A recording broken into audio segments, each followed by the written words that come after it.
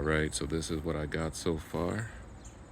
My almost 8 feet by almost 4 feet chicken coop. I'm pretty sure I'm using 2 weeks of wood for the side, but not too bad.